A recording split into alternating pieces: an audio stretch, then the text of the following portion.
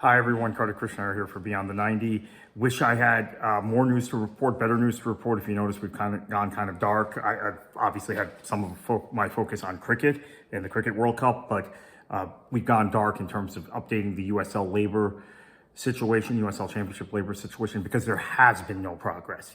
And I've actually spent probably more time on the phone talking to people this week, both at clubs and active players and the Players Union, and there has been no progress. Now, I have not talked to anyone in League HQ, and of course, they are technically by contract in the franchise agreement between the clubs and the League HQ. They are the designated agents, negotiators for a collective bargaining agreement. But here's where we stand at the moment, and it's February 14th. We are 3 weeks away from the kickoff of the USL Championship season.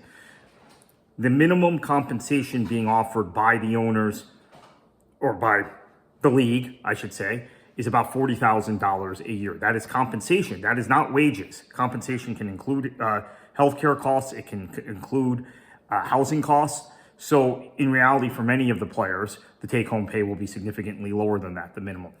Now, we also have the difference of opinion on the amount of money in terms of licensing fees. We also have the difference of opinion in terms of when and how healthcare will be given to 100% of the players in the USL Championship, a designated second division. This is a professional league, once again, I would stress, okay? And professional footballers not having healthcare, I'll leave that up to you. I'm sure there's some people who come up with arguments as to why they should not have healthcare, but I'm really personally not very indulgent of those sorts of arguments. And then, of course, the poison pill, as I have talked about, which is the potential to arbitrarily terminate guaranteed contracts. That is still on the table. And as long as that's on the table, I can't see an agreement being made. So no progress to report. I've actually been pretty dialed in this week, but we haven't updated y'all because there's been no progress. And we're now 3 weeks away from the kickoff of the season. I don't want to speculate at this moment about work stoppages and that sort of thing.